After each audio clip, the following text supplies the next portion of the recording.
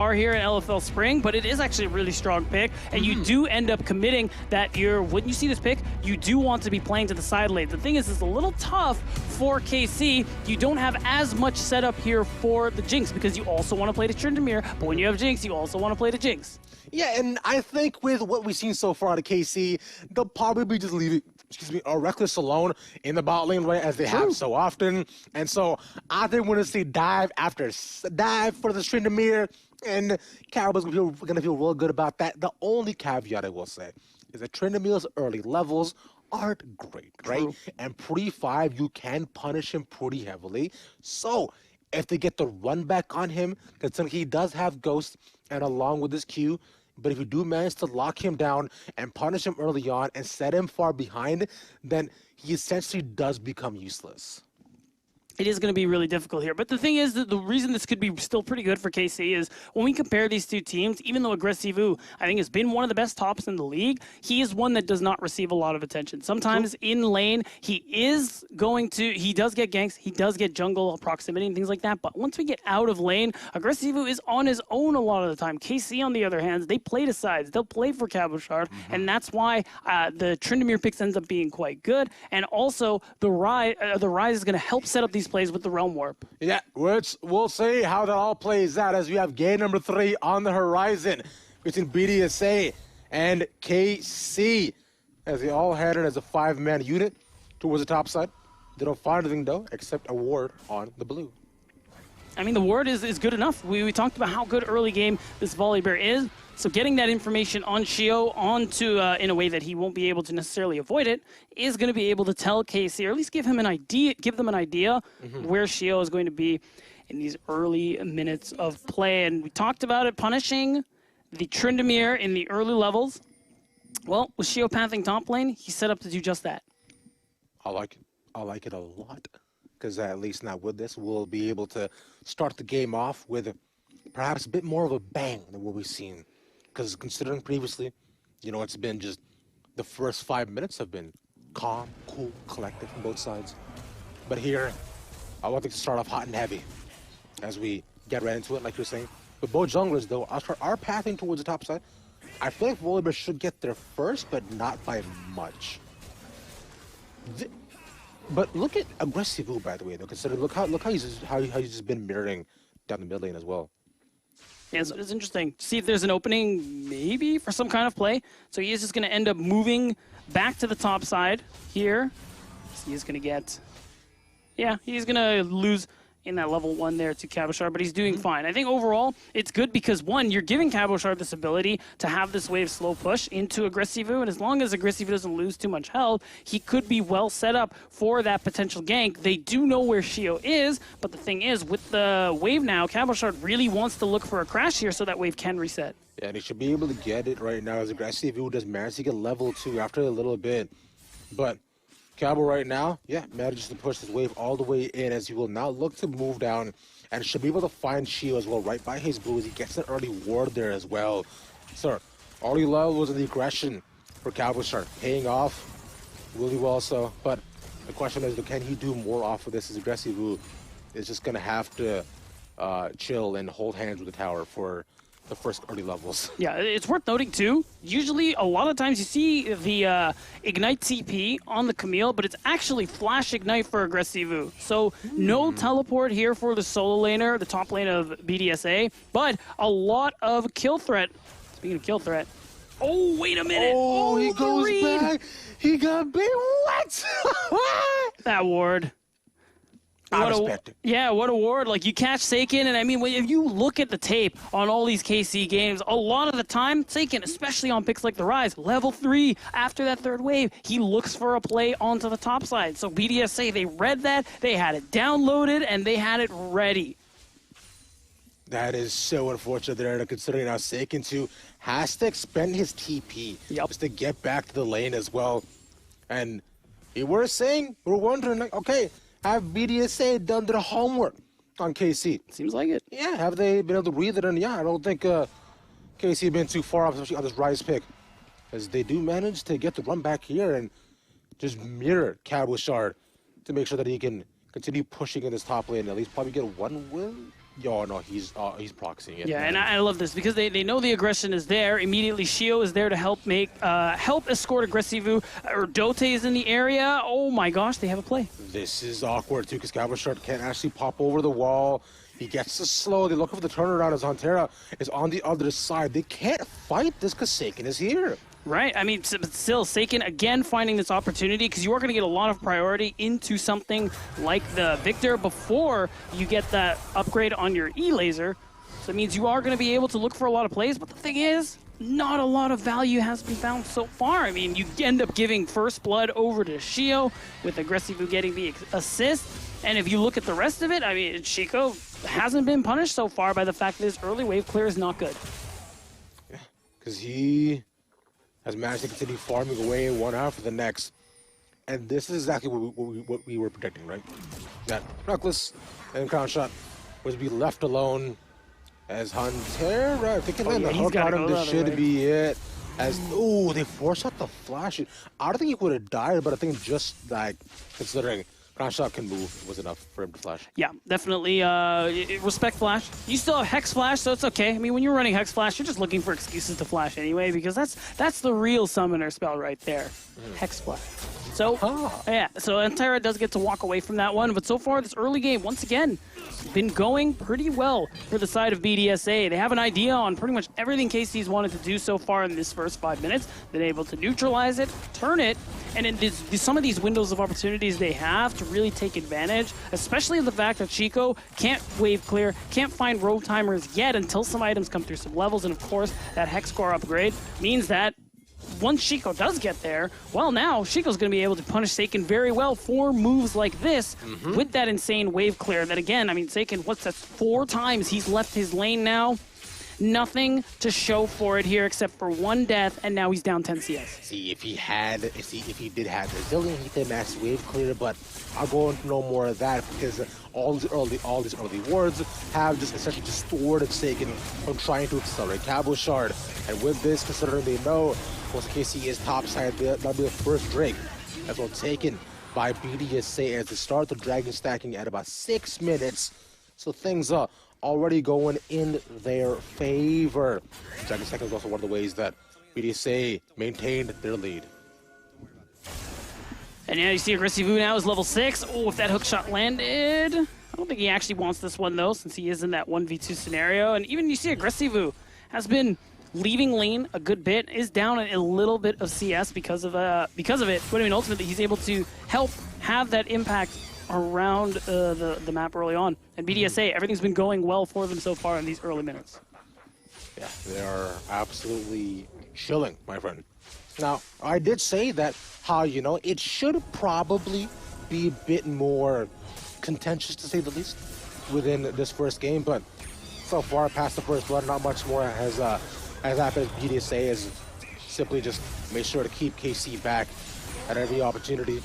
But they are now 3 minutes topside. They don't necessarily want to die with this because Cabochard has ult up, so we won't be able to do much more off with it. 113 is there as well. I think being in the area is what's important here. Getting that handle again on 113 and what he's trying to do in this early game. Because of that, you're allowing your laners to hold on to their game, not really lose out on a whole lot due to roams, jungle ganks, and things like that. And now Shio, he shows up just to be able to assist in getting the wave crash, allowing Aggressivu to go for the recall. Again, no teleport means getting that wave crash is very essential in the top lane of BDSA. And I mean, everything's been going so far pretty well on the other side of the map, considering Crown Shot's had to 1v2 quite a bit. Yeah, Crown Shot just being left alone by himself, without, although hasn't necessarily resulted in a significant CS lead, which, speaking of which, 113 is 20 CS ahead and a level ahead of CO as well. But can Cabo actually stop this? He is 1v2. I mean, no, Shio has Smite. Oh, wait, but it's the, there you go. Won't help out, but Seiken is moving up towards 113. No realm war. They're on the area, he flashes over, and they gets the root as well. Hook shot over the wall, let it be aggressive, he was fine. Nice and easy, costs you a flash on Shio, but ultimately you're really happy with that one. Really nicely played here in the top jungle of BDSA. You get yourself both early objectives here. They're going to be able to get this extra bit of gold and start to snowball the games. Oh! Actually got the middle much to Seiken. He doesn't have flash, but over the wall is 113, a bit overzealous from him as Chico should die, but Rodota is there for the support. If that hook landed, Seiken would have been the one to die, but that is a really nice turnaround coming through for 113 with the Heartbreaker over the wall to be able to secure that kill. So, I mean, you are able to get some gold back onto the map, but this is still good for BDSA because they have, once Shio hits level 6, that ability to go for a dive. Muevich is already out. The flash is expanded. He's locked down, but the ignite will not be enough to take all his health away either. Reckless will use heal as you look up on top side. Aggressive does not have the Hextech ultimatum. Has the flash to try to get away, Wow. but he turns it back around as it under the tower and traded 1-for-1, but he should be dead as well. Yeah. Cabo Chard. He's Might be so able to get fast. over the wall. Yeah, It goes expanded, but Holy there we ultimate. go. The dog by Shio. Wow, really nicely done. That's a 2-for-1, and it's BDSA again. Like it's the reads that's been so insane. We wanted to see more from Shio going into the series, and I talked about it a lot from what I was hoping to see from him all split long. And he has just been reading 113 like the morning paper, reading him like a one goes crazy. Severum. Severum, no, Crescendum. Crescendum. Yeah, thank you. They're both circles. All right. Yeah, yeah, you're right. You're right. Yeah. Because Severum's the red one, right? There you Yeah, go. There you go. Well, speaking of there you go, Cabashard should be dead. He Yeah, might he's be able to probably run dead. away. That's the flash. The lightning should. It's gonna he's- get him. Yeah, he's Alcove Gaming. Yeah. Can't get out of there. Yeah, Alcove did not help him out that time. It did cost the flash, but that's a kill on to Chico, who's going to be, again, we talked about it. This Victor, this Aphelios, big late game damage dealers, so them getting any sorts of extra gold, whether it's kills or turret plates, is great for BDSA, and you can really see that this gold lead for them is starting to grow a little bit here, despite, again, Gressivu being down, what is that? Still 50 CS. But, I mean, he still has his uses. The big thing that it's going to be is him being able to lock people down, use that Hextech ultimatum to help Shio go for these eventual dives coming through here. And with the fact that they've gotten 2 dragons to their name, the BDSA, they have everything they want. Now with BDSA 2, that next big thing that they really want to get comes up in exactly 1 minute and 56 seconds. Now with the soul point possibly within their hands, they can use this to force KC in that same position that they were in previously. Although it's not the exact same conundrum they had with Chico being so far ahead, but it's still far enough that it makes such a massive difference for what they can do. And even with the Rift Herald taking for themselves, they can use that as a pressure point to set up for the Dragon. Yeah, I mean, because the dragon isn't up quite yet, they're immediately just going to go ahead and drop this Herald. They are going to trade for a turret across the map, but you can't out-push a team who has the Rift Herald. So it means with 3 people on this top side of the map, you're going to be able to guarantee the charge coming through here, and maybe more members of KC are not careful, but it's just going to be them settling for damage on that top tier 2 turret, and it's still going to be just a lot more gold picked up for BDSA on the carries. Speaking of carries though, Regressivu finally managed to get some farm into his back pocket. Not even at 100 CS yet, sadly. Because of how much we stuffed down, does not have his mythic either. So, just the fact that, you know, he's just been so stifled is unfortunate because you definitely want to set him up as that split push threat that he was previously on the Jax as well, right? But with that not coming through, you know, we'll see if he can possibly try to be set up for his next Dragon fight, as it is up in 28 seconds and BDSA are first setting up vision. Yeah, it's hard too because Chico has already gotten that that mythic coming through. The Everfrost is up and ready, and he's really starting to get up there in terms of power. And he has the wave clear, which is the most important thing. You saw examples already where he's able to move. He's able to be the one to move and go ahead and make a play with his side laner in Aggressivu. And that was what resulted on one of Cabochard's deaths. And because of that wave clear, you get first move on the Dragon. And I mean, unless 113 goes for the Miracle Steal. Oh, but maybe might not necessarily need to. Seiki pops all the way over the wall, and they manage to isolate Aggressivu. It's a 1-for-1 because 1-3 goes down, and the flash is also expended. So that's all they necessarily need with this jungler not there. That's sole point for BDSA. That's right. It's a 1-for-1, which you take every day of the week for BDSA. That is the infernal soul point coming through. You thought they blew people up now with the extra burst damage coming through. BDSA, wow, they're going to hurt people. And the thing is, now they're in such a good spot to continue growing. Well, I want to say start to grow a lead for themselves here. Because the big thing is, even though you see they're even right now, a lot of that is because of Cabochard. Like, he is up 60 CS right now. It's a lot of gold here. That's worth a handful of kills, essentially. And everywhere else on the map, though, is pretty much in favor of BDSA. Shiko is doing well. Crown Shot is doing well. And when it comes to Aggressivu and what his job is in team fights versus Shiko and Crown Shot, the gold allocation is fine. Okay. And considering that they're pretty much even when you look at the total gold as well, so not necessarily a ton of difference, but it will not matter because now BDSA has such a chokehold on KC, and going forward over the next couple of minutes, it becomes tougher and tougher. Oh my god, the damage! As they have to run away from this. This is rough. So many summoner spells expended from Cabochard and all of KC.